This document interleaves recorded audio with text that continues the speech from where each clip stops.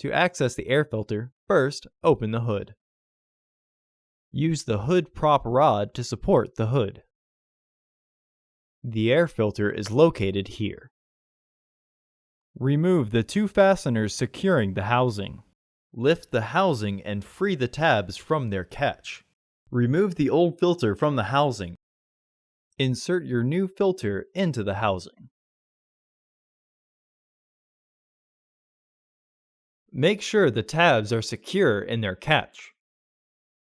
Re-engage the fasteners. Remove the hood prop rod and close the hood.